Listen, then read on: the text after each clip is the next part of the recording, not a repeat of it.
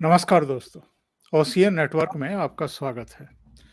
सूचना ये मिल रही है कल जो लालू के कुल मिलाकर के 2 दर्जन ठिकानों पर, जिनमें उनके पूर्व विधायक भी हैं, उनके बेटे भी हैं, उनकी बेटियां भी हैं, उनके समधी साहब भी हैं, सब जगहों से कुल मिलाकर के 53 लाख की नकदी मिली है, 2 किलो सोना मिला है, 1900 अमेरिकी डॉलर मिले हैं, 3 ट्रंक उठा करके ईडी के अधिकारी ले गए हैं, उनमें क्या है राम जाने।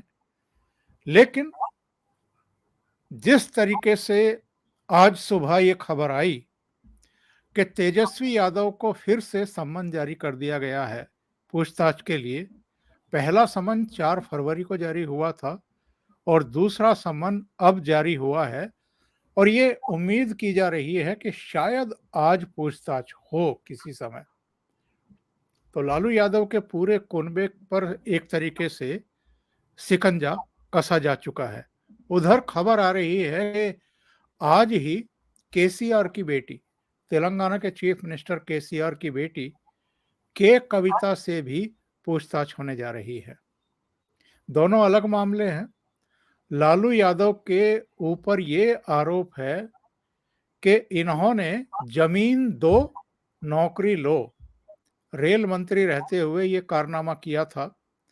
और के कविता मनीष सिसोदिया यानी आबकारी नीति में जो बड़ा घोटाला हुआ है, तो के कविता के तार उस दक्षिण की शराब कंपनी से जुड़े हुए हैं, जिसके बारे में ये कहा जा रहा है कि उसने 100 करोड़ रुपया तो ये आबकारी पॉलिसी तय होते ही आम आदमी पार्टी को दे दिया था। आप जानते हैं कि चाहे ममता बनर्जी हो, शरद पवार का कुनबा हो, अलग अलग राज्यों में इस समय कई चेहरे हैं जो ईडी और सीबीआई के रडार पर हैं, पूछताछ का सामना कर रहे हैं। कुछ की गिरफ्तारी हो चुकी है, कुछ की गिरफ्तारी होने वाली है, लेकिन विपक्ष हल्ला मचा रहा है। वो आरोप लगाता है नरेंद्र मोदी पर कि बदले की राजनीति की जा रही है, लेकिन जब कोर्ट में उनको पेश किया जाता है दस्तावेजों के आधार पर, तो कोर्ट ये नहीं कहता है कि ये कोई बदले की भावना से कार्रवाई की गई प्रतीत हो रही हो, बल्कि वो उससे मुतमईन होकर के, सहमत होकर के उनको या तो एजेंसियों की कस्टडी में भेजता है या न्यायिक हिरासत यानी जेल में डाल देता है। आज हम इस मुद्दे पर बातचीत करेंगे कि क्या 2024 का आम चुनाव भ्रष्ट राजनीति, भ्रष्ट नेता, भ्रष्ट राजनीतिक दल बनाम नरेंद्र मोदी होने जा रहा है। और मेरे साथ जुड़ रहे हैं लखनऊ से जाने माने पत्रकार वीरेंद्र नाथ भट्ट। वीरेंद्र जी, बहुत स्वागत है आपका। नमस्कार। वीरेंद्र जी, लालू यादव के 24 ठिकानों पर कल छापेमारी की है ईडी ने। लंबी कार्रवाई चली, भारी बरामदगी हुई है। तेजस्वी यादव को आज तलब कर लिया गया है। उधर केसीआर की बेटी को भी आज पूछताछ के लिए तलब किया गया है। कल मनीष सिसोदिया की जमानत पर सीबीआई अदालत को विचार करना था, उसने वो टाल दिया कि 21 तारीख को हम विचार करेंगे। उधर ईडी को मनीष सिसोदिया की 7 दिन की हिरासत मिल गई है। ये जो पूरा दृश्य इस समय आप देख रहे हैं, इसकी समीक्षा कैसे करेंगे? देखिए साहब, समीक्षा तो केवल एक तो ये की जा सकती है कि 1989 में 1989 में कांग्रेस के डिक्लाइन के बाद से जिस तरीके से जनता दल उभरा और जनता दल के बाद 1996 में नरसिम्हा राव की सरकार के बाद यूनाइटेड फ्रंट की सरकार बनी। जनता दल की सरकार का नाम आपको याद हो तो उसका नाम नेशनल फ्रंट था। वो सरकार 11 महीने चली। जनता दल जो है साल भर चल नहीं पाया, वो टूट गया। उसके बाद फिर नया फ्रंट बना 1996 में, उसके देवगौड़ा मुख्य प्राइम मिनिस्टर बने। एक साल वो रहे, फिर उसके बाद इंद्र कुमार गुजराल बने। उस समय नारा ये था कि साहब गैर भाजपा गैर कांग्रेस सरकार लाओ। ये सरकार तो संभव है नहीं, तो लिहाजा यूनाइटेड फ्रंट की सरकार को समर्थन दिया बाहर से कांग्रेस ने और बीजेपी को बाहर रखा गया। उसके बाद अटल बिहारी वाजपेयी रहे, तो और वो भी जो है गठबंधन की सरकार थी, छोटे दलों की, चलता रहा। कहना मैं चाह रहा हूं कि 1989 में कांग्रेस के डिक्लाइन के बाद और उसके बाद 2014 से भारतीय राजनीति में भारतीय जनता पार्टी के उभार के बाद, यानी लगातार 2 लोकसभा चुनाव में बीजेपी को बहुमत मिलना, ये जो दौर था 25 साल का, इस दौर के बीच में क्षेत्रीय पार्टियों ने जाति के आधार पर जो जो जो उन्होंने कट्टर जातिवाद की राजनीति की, अपने वोट को गोलबंद किया। इसी बीच 1992 में आपको याद होगा बाबरी मस्जिद का डेमोलिशन भी हो गया था, देशव्यापी दंगे हुए थे, तो उससे इनको जो है मुसलमानों का भी एक समर्थन मिल गया, यूपी में, बिहार में, झारखंड में, बंगाल में, वगैरह वगैरह और राज्यों में भी। तो और इन्होंने ये समझा कि जो उनका जातिवादी, जो उनका जात पे आधारित जो वोट बैंक है, ये एक फॉसिल है, यानी 5,000 साल पहले का पेड़ आज कोयला बन गया, तो ये हमेशा ऐसी रहेगा। तो वो जाति और ये मानव की स्वाभाविक एक उसकी प्रकृति है कि हर व्यक्ति की एक मल्टीपल आइडेंटिटी होती है। वो देश का नागरिक भी है, वो एक टीचर है, वो एक व्यापारी है, उसका एक धर्म है, उसकी एक जाति है, एक उसकी भाषागत उसकी आइडेंटिटी है, एक क्षेत्रीय आइडेंटिटी है, एक जाति है, एक धार्मिक है। और प्लस एक उसके जीवन में जो आर्थिक जो बदलाव आता है, एक इकोनॉमिक उसका पॉलिटिकल एम्पावरमेंट हुआ, तो फिर उसका इकोनॉमिक एम्पावरमेंट भी होता है, तो जो चेंज आता है। अब किया उसको दोबारा से भी कहीं ज्यादा था, कास्ट सेंटीमेंट को हवा देते रहो और चरवाहा विश्वविद्यालय खोल दो, और हमने जो है गरीबों को सम्मान दिया, गरीबों को सीधे चल के कमर सीधा करके चलना सिखाया, केवल यही नारे चलते रहे। तो अब जाकर के वो सारी बातें सामने आ रही हैं, और जो जो कानून के लंबे हाथ उन तक पहुंच रहे हैं, और वो पुराना जो जातिवादी फार्मूला था कि कास्ट के आधार पर हम गोल बंद कर लेंगे और मुसलमान आ जाएंगे, हम जीत लेंगे और सत्ता में आ जाएंगे। बिहार में ये मामला चला नहीं, और लालू यादव की पार्टी अलग बन गई, नीतीश की अलग बन गई, बीजेपी ने इसमें में अपनी जगह बनाई।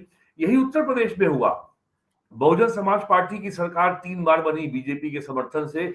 एक बार वो खुद बहुमत ले आई 2007 से 12 के बीच में। समाजवादी पार्टी को भी एक बार बहुमत मिल गया, और वो भी जो है 12 से 17 तक जो है अखिलेश यादव मुख्यमंत्री रहे। तो क्षेत्रीय पार्टियों का जो एक भारतीय राजनीति में जो दौर था, अब वो कम से कम हिंदी बेल्ट में अब वो उतार की ओर है। और यही स्थिति तमिलनाडु तमिलनाडु में डीएमके को भी बीजेपी चुनौती दे रही है। आंध्र प्रदेश में भी बीजेपी का उभार बहुत तेजी से हो रहा है, और तेलंगाना में तो खैर बीजेपी की स्थिति बहुत बेहतर है, और वो अगर सरकार में नहीं भी आती है इस साल के चुनाव में, तो वो मुख्य विपक्षी दल बन के उभरेगी। तो कुल मिलाकर के अब क्षेत्रीय राजनीति, जो पार्टियों का जो दौर था भारत की राजनीति में, अब वो उतार की ओर है। और जो अभी आपने बात कही बदले की राजनीति, ये अपोजिशन पार्टीज ये विक्टिम कार्ड खेलती, सब हम तो विपक्ष में, आप हमसे सवाल क्यों कर रहे हैं, हमें टारगेट क्यों कर रहे हैं। सच बात तो ये है, 70 के दशक में जब इंदिरा गांधी प्राइम मिनिस्टर थी, 80 के दशक में जब इंदिरा गांधी और राजीव गांधी बाद में प्राइम मिनिस्टर रहे, और इवन 90 के दशक में, तब तक इन पक्षी दलों ने सत्ता का सुख नहीं भोगा था। इनमें किसी नेता के पास, वो लालू यादव हो या समाजवादी पार्टी हो या बहुजन समाज पार्टी हो या अन्य राज्यों में, इनके पास अथाह संपत्ति नहीं थी। अब 89 में कांग्रेस के डिक्लाइन से लेकर के आज 30-32 सालों में इन क्षेत्रीय पार्टियों के नेताओं के पास अथाह संपत्ति है, वो यूपी हो, बिहार हो, झारखंड हो, कोई अपवाद नहीं है। तो यदि आपके ऊपर भ्रष्टाचार के आरोप हैं, तो उस पर कार्रवाई होगी। अब ये विक्टिम कार्ड खेलने से काम नहीं चलेगा कि साहब हमारे खिलाफ सरकार बदले की कार्रवाई कर रही है, ये सरकार का वेंडेटा है। अभी हाल में ही 3 मार्च को यूपी का विधानसभा का बजट सत्र समाप्त हुआ है, और बजट के ऊपर बहस का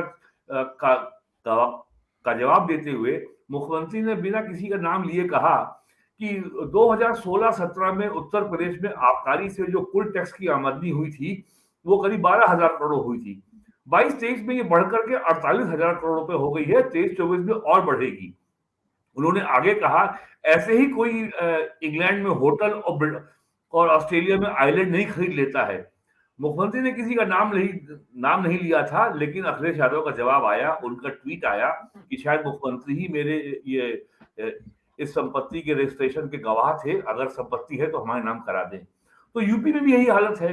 आप देख रहे हैं कि बहुजन समाज पार्टी नाम था बहुजन समाज का, नाम था दलित उत्थान का, लेकिन सिवाय संपत्ति के इकट्ठा करने के नोएडा में, गाजियाबाद में, पूरे प्रदेश में, पूरे देश में कहाँ-कहाँ पैसा लगाया गया उनका, केवल एक सूत्री कार्यक्रम था, पैसा इकट्ठा करो। तो क्षेत्रीय पार्टियों का जो ये अभियान था कि जाति के नाम पर गोलबंद करो, सत्ता में आओ और फिर मौज मारो, पैसा इकट्ठा करो, और हमारी कोई जवाबदेही तो है नहीं, क्योंकि हम तो दबे हैं, पिछड़े हैं, दलित हैं, कुचले हुए हैं, हमको तो 1000 साल से सताया गया है, तो हमसे कौन सवाल करेगा। लेकिन अब ये समय जा चुका है, जा रहा नहीं, ये समय अब जा चुका है, अब जवाबदेही का समय आ रहा है। अब आप पूछेंगे क्या क्या बीजेपी में सब ईमानदार हैं? मैं ऐसा सर्टिफिकेट हम नहीं दे सकते, लेकिन केंद्र सरकार ने जिस व्यापक पैमाने पर पूरे प्रशासनिक व्यवस्था के, अर्थव्यवस्था के डिजिटाइजेशन का जो काम किया है, उससे बहुत फर्क पड़ा है। केंद्र सरकार ने पिछले 6 सालों में 28 लाख करोड़ रुपया देश की जनता के देश की केंद्र सरकार की तमाम योजनाओं के जो लाभार्थी हैं, उनके खाते में सीधे भेजा है। यूपी में ये धनराशि 3.5 लाख करोड़ की है। अगर सारे राज्यों ने जो जो डीबीटी के माध्यम से पैसा भेजा है, ये कम से कम 40 लाख करोड़ रुपए से ऊपर आता है। अभी 40 करोड़ रुपए में एक पैसे की लूट नहीं हुई। ये सबसे बड़ा स्टेटमेंट है केंद्र सरकार का और यूपी गवर्नमेंट का कमिटमेंट का कि हम करप्शन को टेक्नोलॉजी के माध्यम से, ईज ऑफ डूइंग बिजनेस के माध्यम से और प्रशासनिक रिफॉर्म के माध्यम से हम रोक सकते हैं। मैं आपको यूपी का उदाहरण दे रहा हूं। एक बेसिक शिक्षा अधिकारी साहब मुझे मिले थे, वो मुझे बता रहे थे कि साहब अब तो बीएसए रहने का कोई आकर्षण नहीं रहा। पहले तो हम लोगों को मोटे पैसे देके पोस्टिंग मिलती थी। मैंने कहा क्या हो गया? बोले अब तो जो है जो टीचर को सस्पेंड नहीं कर सकते, ट्रांसफर नहीं कर सकते, चाइल्ड केयर लीव नहीं दे सकते, अब सारा काम ऑनलाइन हो गया है। यहां तक कि कोई जिले में अगर एक प्राइमरी स्कूल खोलना चाहता है, तो उसको भी अब रोज चक्कर नहीं लगाना है बीएसए ऑफिस का। वो ऑनलाइन 3 बार अप्लाई करेगा, अगर तीसरी बार भी आपने नहीं किया तो ये मान लिया जाएगा कि आपने मान्यता दे दी।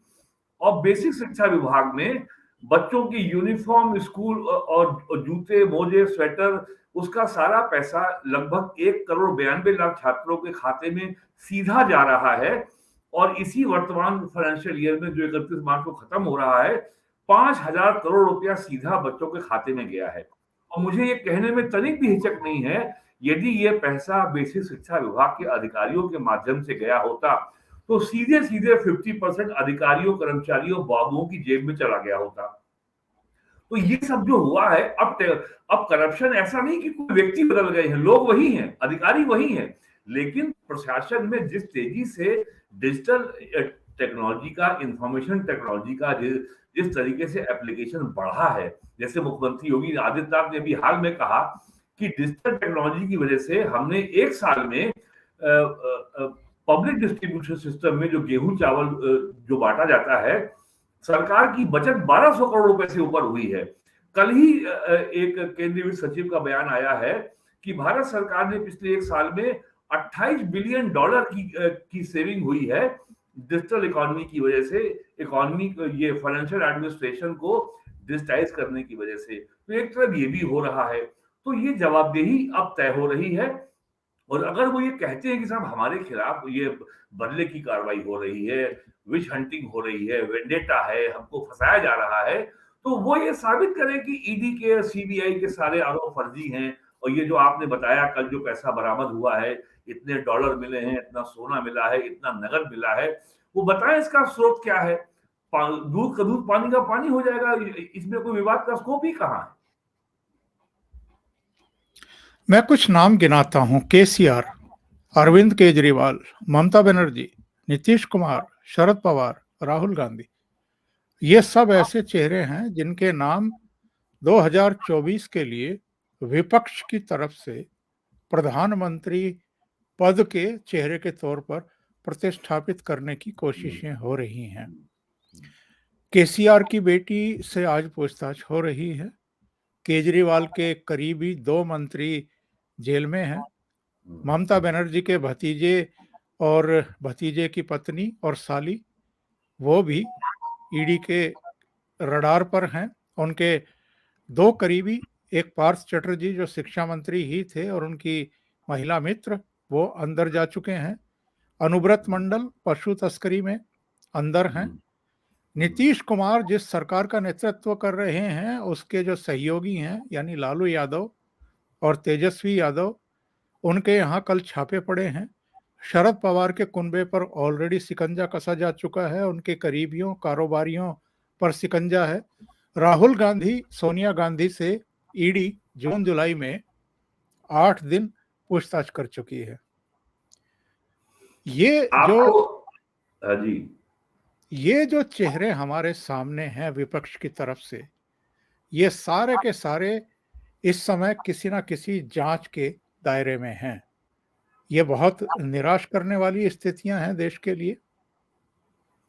नहीं साहब, ये देश की राजनीति की फॉर्मेटिंग हो रही है। आपको याद होगा नवंबर 2020 में महाराष्ट्र विधानसभा चुनाव के पहले ईडी ने सम्मन जारी किया था शरद पवार को, और शरद पवार गुस्से में ईडी के बॉम्बे के ऑफिस पहुंच गए थे। कहा, लीजिए मैं आ गया हूं, आइए मुझसे क्या पूछताछ करनी है। तब ईडी ने उनको ये कह के शांत किया था कि हम आपको समय आने पर बुलाएंगे। तो शरद पवार की कहानी तो आपको इससे मालूम है कि जो उनके जब उद्धव ठाकरे चीफ मिनिस्टर थे, उस समय अनिल देशमुख देश के महाराष्ट्र के गृह मंत्री थे, जो कि शरद पवार की पार्टी राष्ट्रवादी कांग्रेस पार्टी के आते हैं। आपको अच्छी तरह मालूम है किस तरीके से उन्होंने एक इंस्पेक्टर जो था बॉम्बे पुलिस का, उसके जरिए मुकेश अंबानी के यहाँ से पैसे की वसूली की योजना बनाई थी, और वो 1.5 साल बाद जेल से छूटे हैं, ये आपको पता ही है। और एनसीपी के नेता जो अजीत पवार हैं, उनके ऊपर भी महाराष्ट्र में 1800 करोड़ रुपए के इरिगेशन प्रोजेक्ट में घाटे का आरोप है, और गंभीर आरोप है। वो अलग बात है कि वो जो महाराष्ट्र में पॉलिटिकल इंस्टेबिलिटी हुई थी, तो उनको जो है देवेंद्र फडणवीस ने क्लीन चिट दे दिया था, लेकिन मामले गंभीर हैं। और जितने लोगों का आपने नाम लिया, अरविंद केजरीवाल का या ममता बनर्जी के भतीजे का, मुझे पूरी आशंका है कि आने वाले दिनों में अरविंद केजरीवाल और केसीआर की बेटी जो सांसद है कविता, इन सबके बहुत बुरे दिन आने वाले हैं। और इन सबको भी जो है बहुत जल्दी ईडी और सीबीआई के आरोपों का या सम्मन का सामना करना पड़ सकता है। और जब कोर्ट से बेल नहीं मिलती है और जब मामला लंबा चलता है, जब जेल में रहना पड़ता है, अब आम आदमी पार्टी कट्टर ईमानदार पार्टी है। अब कट्टर ईमानदार पार्टी का मंत्री सत्येंद्र जैन 9 महीने से अधिक हो गया जेल में है। जब सिसोदिया जेल में गए तब जाकर के उन्होंने जेल से इस्तीफा दिया है, वरना वो जेल में रहते हुए भी वो मंत्री पद पे बने हुए थे। ये कट्टर ईमानदार को इस बात का जवाब देना चाहिए कि ऐसा देश के इतिहास में कब हुआ है कि एक व्यक्ति गंभीर भ्रष्टाचार के आरोप से घिरा हुआ है, ईडी ने उसको जेल भेजा है, वो मंत्री बना हुआ है। तो ये सारे लोग जो है, इन सब में एक भी व्यक्ति ऐसा नहीं जिसने आपने जिनके नाम लिए, जो जनता के सामने क्रेडिबल चेहरे के रूप में भारतीय जनता पार्टी को या नरेंद्र मोदी को चुनौती देने का साहस छोड़िए, सोचेगा भी नहीं। और अब देश की राजनीति बहुत आगे जा चुकी है, जनता बहुत मैच्योर हो चुकी है। जिस तरीके से राहुल गांधी ने कैम्ब्रिज यूनिवर्सिटी में जाकर के जो भारत के खिलाफ और भारत की छवि को गिराने के लिए जो काम किया, अब तो लोग ये भी सवाल उठा रहे हैं, ये कैम्ब्रिज यूनिवर्सिटी है या लखनऊ का कालीचरण इंटर कॉलेज है? कैसे किस्म के छात्र मिल रहे हैं वहां पे कैम्ब्रिज यूनिवर्सिटी में जो राहुल गांधी को सुनने चले आते हैं? तो ये जो लिस्ट आपने सुनाई है, ये लिस्ट अपने आप में बहुत भारत के विपक्ष की बहुत ही निराशाजनक स्थिति को बयान कर रही है कि इस देश में विपक्ष का भविष्य क्या है। केवल नरेंद्र मोदी के खिलाफ रोज नए आरोप लगाते रहना और विक्टिम कार्ड खेलते रहना। अब उत्तर प्रदेश में अखिलेश यादव को ने 2017 में उन्होंने एक्सपेरिमेंट किया, कांग्रेस से अलायंस किया, कुछ नहीं मिला, सरकार में थे और सीटें 47 हो गई। 2019 में उन्होंने एक और उन्होंने प्रयोग किया और उन्होंने जो है बहुजन समाज पार्टी और राष्ट्रीय लोकदल से अलायंस किया, उन्हें कुछ नहीं मिला, 5 सीटें मिली सपा को, 10 मिली बीएसपी को, आरएलडी को एक भी नहीं मिली। 2022 में फिर उन्होंने एक नया प्रयोग किया और छोटे छोटे जाति आधारित क्षेत्रीय दलों को मिलाया, कुछ नहीं मिला, 111 पे अटक गए। अब वो एक नया प्रयोग फिर करने जा रहे हैं 2024 के लिए कि साहब जाति जनगणना कराओ। रामायण में ये चौपाई है और इसमें दलित पिछड़ों शूद्रों के लिए आपत्तिजनक बातें कही हैं, आप इनको हटाइए। अब उनको वो 1999 से एमपी हैं, उनको 24-25 साल हो रहे हैं पॉलिटिक्स में आए हुए। अब वो कह रहे हैं कि मैं मुख्यमंत्री से मैं पूछूंगा कि बताओ क्या मैं शूद्र हूं। ये काम मुख्यमंत्री का तो नहीं है। कौन क्या है ये बहुत स्पष्ट बताया गया है भारत के संविधान में। तो जिस तरीके से अखिलेश यादव जो अपने को मुख्यमंत्री बनने का की दौड़ में बहुत पीछे चले गए, वो नया प्रयोग कर रहे हैं। अरविंद केजरीवाल, ममता बनर्जी, नीतीश कुमार, लालू यादव के पास तो अब राजनीति के मैदान में, चुनाव के मैदान में उतरने के लिए कोई नया प्रयोग करने की भी क्षमता नहीं बची है। अखिलेश यादव कम से कम प्रयोग तो कर रहे हैं, ममता बनर्जी क्या प्रयोग करेंगी?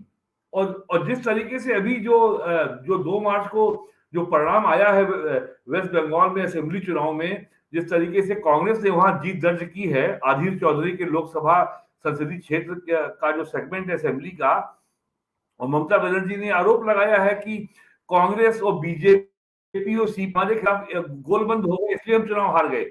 तो ममता बनर्जी खुद जो है बहुत ज्यादा परेशानियों में घिरी हुई हैं और 2024 में उनके लिए बीजेपी की चुनौती का मुकाबला करना आसान नहीं होगा। प्राइम मिनिस्टर का ख्वाब देने में कोई रोक नहीं है, वो देख सकती हैं। लेकिन मेरा मानना है कि जितने नेताओं का आपने नाम लिया, इन सब नेताओं के लिए अपने अपनी होम टर्फ, अपने अपने होम स्टेट में जो उनका आधार है, उसको बचाना ज्यादा बड़ी चुनौती है कि वो सोच पाए कि हम चुनौती देंगे नरेंद्र मोदी को। राहुल गांधी के कैम्ब्रिज दौरे का, भाषण का, बयानों का आपने जिक्र किया। मैं जानना चाहता हूं कि क्या उनकी दृष्टि में केवल गांधी परिवार ही लोकतंत्र है, बाकी देश में लोकतंत्र नहीं है? अगर वो चुनाव हार रहे हैं, उनकी पार्टी लगातार मात खा रही है, पब्लिक उसे ठुकरा रही है, उन पर भरोसा नहीं कर रही है, तो क्या लोकतंत्र खत्म हो गया है? दूसरे, एक बयान उनका आया कि साहब जो सिख और मुसलमान हैं वो उनको नरेंद्र मोदी दोयम दर्जे का नागरिक मानते हैं।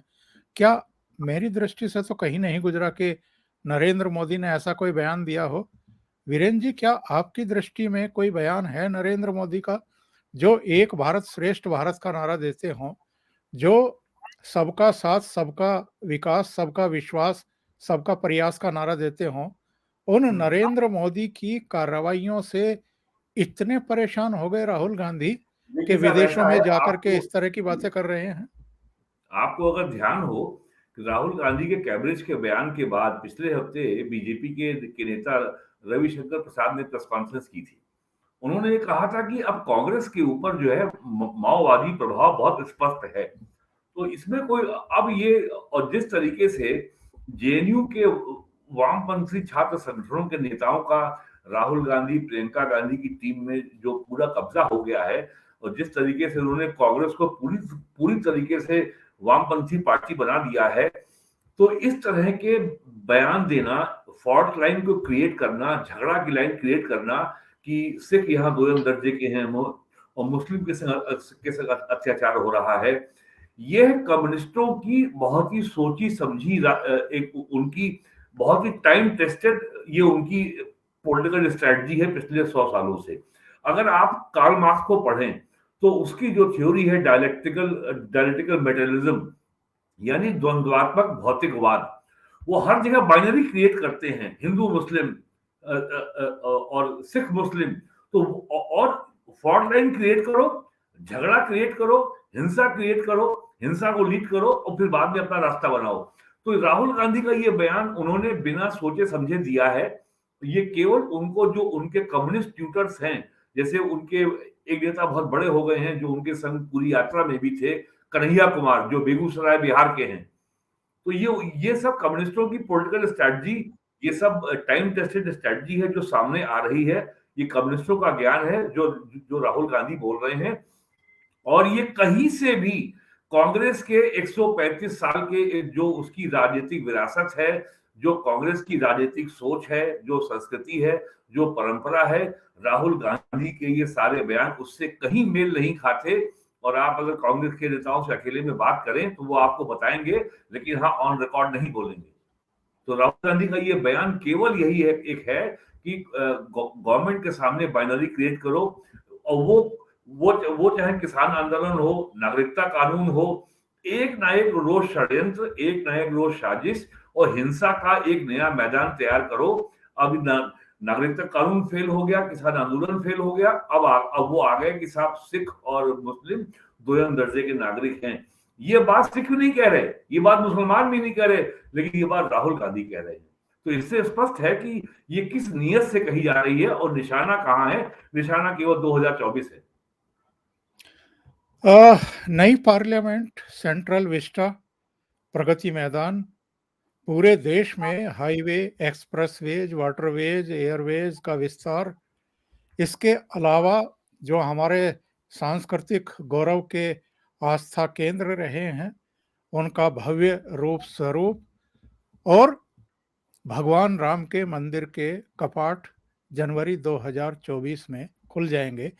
इनको लेकर के लोग कयासबाजी लगाते रहे कि यही सब शायद 2024 में नरेंद्र मोदी प्रचारित करेंगे और बहुमत लेने की कोशिश करेंगे। कुछ लोगों का कहना था कि पुलवामा जैसा कुछ और करेंगे और फिर जो है लोगों को एकजुट करके वोटों का ध्रुवीकरण करने की कोशिश करेंगे। आपको नहीं लगता कि भ्रष्ट राजनीति बनाम मोदी अब 2024 का चुनाव होने जा रहा है? देखिए सर, पिछले 10 सालों में जो बुनियादी चेंज हुए हैं और जितना काम इंफ्रास्ट्रक्चर में हुआ है, अब जैसे मैं आपको छोटा सा उदाहरण दूं, पिछले महीने एक खबर आई कि उत्तर प्रदेश में रेलवे के 3 जोन हैं, northern railway, north eastern railway और north central railway. Uttar Pradesh में जितना रेल नेटवर्क है, जितनी रेल की पटरियां हैं, उसके 100% रेल नेटवर्क का इलेक्ट्रिफिकेशन हो गया। उत्तर प्रदेश में आज की तारीख में एक भी रेलवे रूट पर एक भी मालगाड़ी या यात्री गाड़ी अब डीजल इंजन पे नहीं चल रही है। ये फंडामेंटल चेंज आया। जिस तरीके से यूपी में इंफ्रास्ट्रक्चर का डेवलपमेंट हुआ, इस साल के अंत तक दिसंबर में आपका फर्स्ट फेज जो आपका नोएडा का जेवर एयरपोर्ट पूरा हो जाएगा। अयोध्या का एयरपोर्ट का पहला फेज इस साल जून में पूरा हो जाएगा।